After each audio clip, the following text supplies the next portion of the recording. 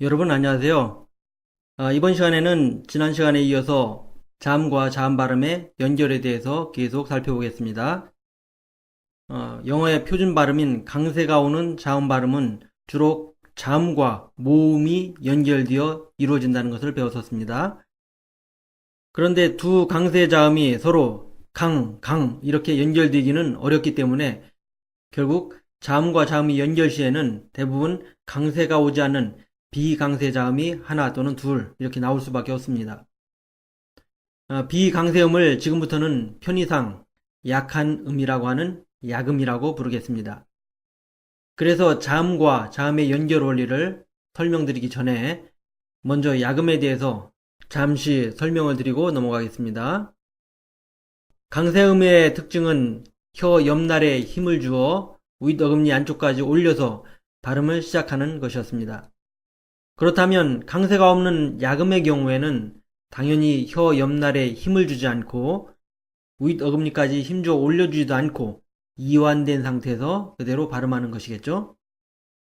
그런데 강세가 오지 않고 약하게 발음하는 약음은 강세음에 비해서 약음이지 어떤 절대적인 세기 기준이 있는 것은 아닙니다.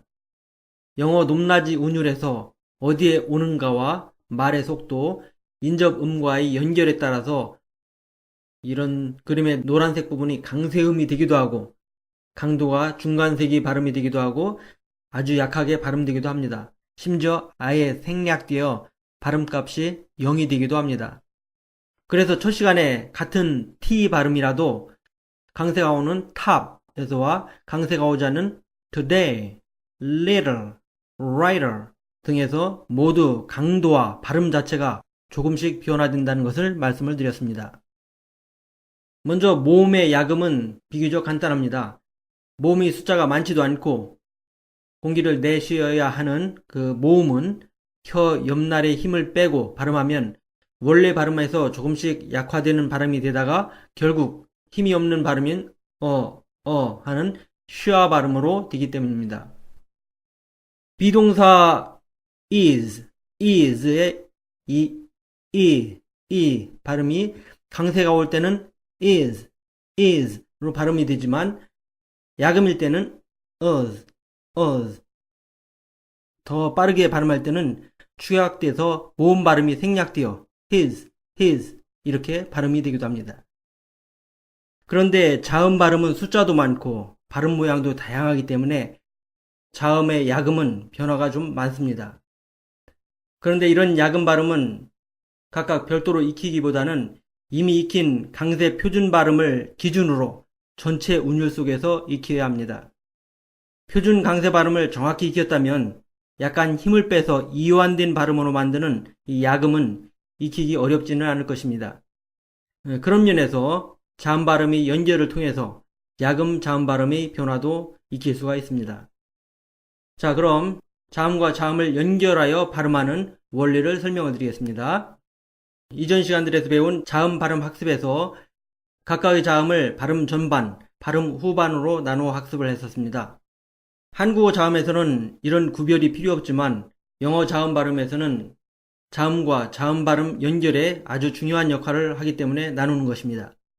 영어 자음은 중간에 발음 정점을 기준으로 발음 준비 상태에서 정점까지가 전반 절반이고 발음 정점부터 모음과 연결되는 것이 나머지 후반 절반입니다. 그래서 자음과 자음이 연결될 때에는 전반 및 후반으로 나눌 수 있는 자음 발음의 특성을 이용하여 결합을 시킵니다. 두 개의 자음이 연결될 때 앞에 나오는 자음은 앞부분 발음 절반만 발음하고 이어지는 자음은 뒷부분 발음 절반만 사용하여 연결하는 방식입니다. 예를 들면 stop talking 에서 stop의 P 발음과 talking의 T 발음이 서로 결합이 되는데 이 앞에 나오는 P 발음은 앞 절반만 발음하여 파열시키지 않고 뒤에 나오는 T 발음은 앞 절반은 나타나지 않고 뒤 절반만 발음하여 파열을 시킵니다. 물론 P 발음 전반부를 발음하면서 혀가 T 발음 후반부를 파열할 수 있도록 준비하면서 이동이 이루어집니다. 이렇게 영어는 본래의 발음을 최대로 살리면서 연결하는 쪽으로 발달했습니다.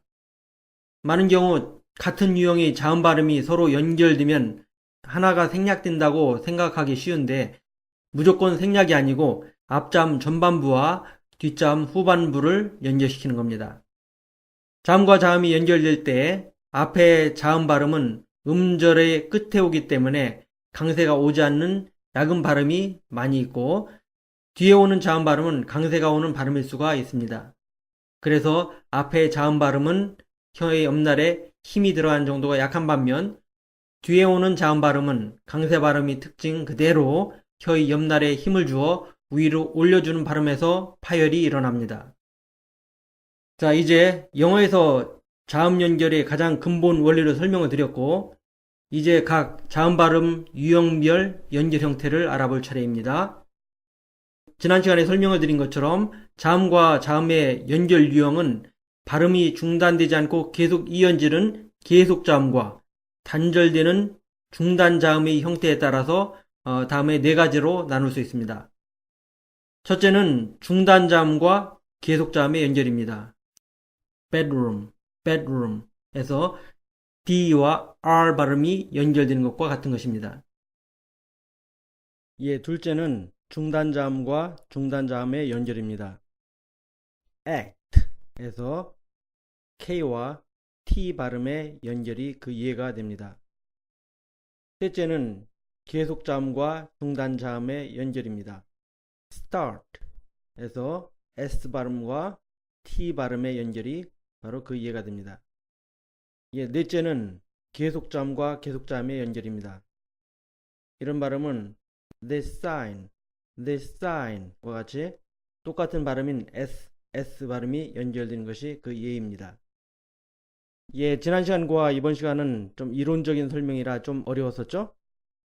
다음 시간부터 이러한 이해를 바탕으로 첫째 유형 중단자음과 계속자음의 연결부터 알아보도록 하겠습니다. 이제는 실제 각 발음의 연결을 중심으로 배워나가도록 하겠습니다. 그럼 이것으로 이 시간 마칩니다. 감사합니다.